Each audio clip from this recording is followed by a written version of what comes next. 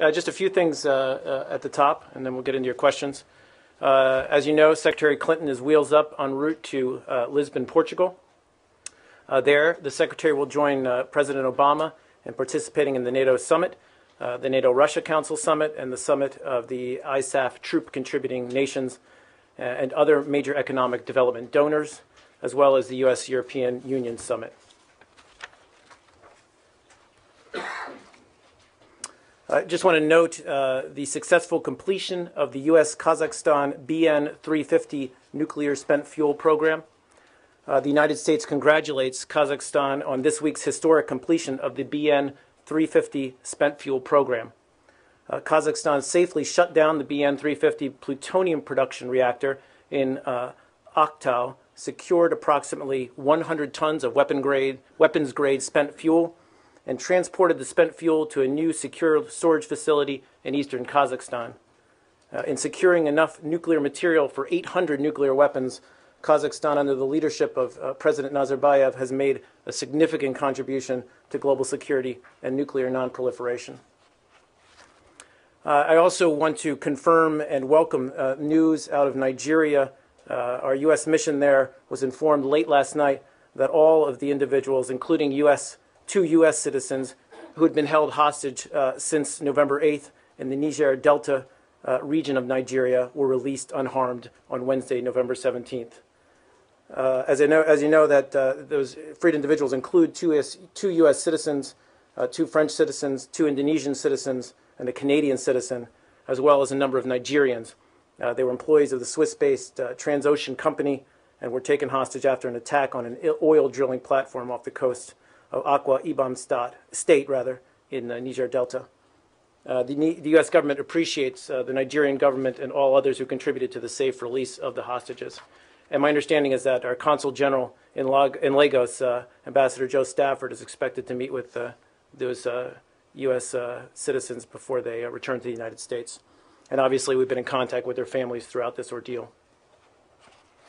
Go ahead. That's okay. Expected to come back to the United States? That's my understanding, yes. Lastly, today is the second day of a two-day meeting of the Major Economies Forum on Energy and Climate. That's taking place right across the bridge in Crystal City.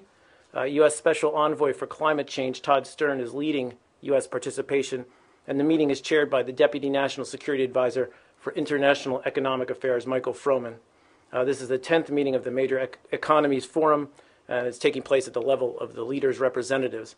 I understand a notice of the press was sent out last night, and there will be a press briefing later today at 5:30, and that's going to take place at the Doubletree Hotel in the Madison Room, 300 Army-Navy Drive in Arlington. That's all I have. Mark, can you tell us how things are going in the drafting of these written assurances to the Israelis to get them to extend or to renew the settlement freeze? Well, appreciate your question, Matt. As you know, we are not going to get into details. We do remain in close touch with both the Israelis and the Palestinians on this. We're working intensively, as the Secretary said yesterday, to create the conditions that lead to the resumption of direct negotiations. You don't want is the status quo acceptable? I'm sorry, I don't think that I've heard whether that's the case or not over the last couple of days. Matt, the status quo is unacceptable. Yeah. So, in other words, you haven't gotten any new guidance in the past week. You're saying exactly the same thing, word for word, you and the Secretary, PJ, everyone else out of this. You don't... and a coherent message from all the parties involved. Is that alarming to you? Look, well, it is, because you've gone for a week. You seem to be unable to discuss even the minutest of specificity when asked questions which are not asking for details. They're just asking. We've said all along that we're not going to get into the substance of our talks. What is substantive about writing a written assurance? Well, it does speak to the substance of the negotiations. Exactly how? I'm not going to get into it, but what I am going to say is that we're obviously engaged. We're working intensively with both parties. I have to say, Mark, it's not obvious that you're engaged, because no one will say anything about what's going on. Well, David Hale was in the region yesterday, and he met with Abbas. I believe the Afterwards, Secretary. the Palestinians said that he didn't have anything to tell them. Secretary because there spoke wasn't- with Defense Minister Barak, I believe, yesterday. Okay. So that's something. That's something. I'm just saying that we do Okay, remain so- engaged on this issue. So Clinton spoke to Barack yesterday. Correct. Has there been any other contact that you're aware of? Not that I'm Mitchell? aware of. Obviously, she's on the plane right now, but no, I think that's it. She hasn't spoken to Abbas, for example. Not that I'm aware of. Any travel plan? Any travel plans for Mitchell? Yeah. No, nothing to announce at least. Can you? These days. Having lunch. I believe he's back in New York. Can you confirm what the Palestinians are saying publicly, that they want a freeze on settlements also in East Jerusalem, not just in the West Bank? I mean, David Hale has spoken to them. Are they saying the same thing to you? Well, look, again, we're all aware of what's out in the press and out in the public. We're trying to create the conditions that get them back into direct negotiations. We are keeping our eyes firmly on that ball. We're trying to get them back in because we know that that's the only way that all these issues can be eventually resolved. Any other questions? Go ahead. Can't really answer. All right, you might have to take this one. I was wondering if you had any response to a seeming elevation of the rhetoric for some reason in the Nagorno-Karabakh issue. The president of Armenia, for instance, threatening to resolve the issue once and for all through force. I just wonder if you had any guidance on that, or if you could get some. David, I'm not up to speed on those comments. I know that we remain engaged in the Minsk process, but I don't have the latest on that. I would just urge everyone to obviously remain in dialogue and avoid any rhetoric that would add to tensions. No, wait, Jeez. this is just about Iran and the P5+1 talks, Sure. or whatever talks are going to be. Has there been any movement on that at all that you're aware of? No, I mean, as far as I know, High Representative Ashton went back to the Iranians with a venue and a date, but we've not heard back from the Iranians. And what was the venue? I believe somewhere in Europe is what she suggested. Somewhere in the Germany, Switzerland area. Germany, Austria. Austria. Oh, sorry, Austria. Somewhere in German-speaking Europe. Sorry, yes. You are guys. In her letter, or maybe not even in her letter, but in terms of what the U.S. is expecting out of this, the Iranians have talked about wanting to speak about global issues. Have they been told that you expect them to discuss the nuclear program? Have they been told that we expect to? I think we've I know been the clear. Iranians, not- Yeah, I think we've been clear in at least our public statements that we're going to talk about the nuclear program. Well, what if they just sit there and decide that they want to talk about the price of tea or something, and refuse to discuss it? Is that acceptable to you, or will you walk away? What we're trying to do, it's been a year since we've met with the Iranians. We're trying to get them back to a negotiating table, but we're going to talk. We're going to raise the nuclear issue, and I think they're well aware of that.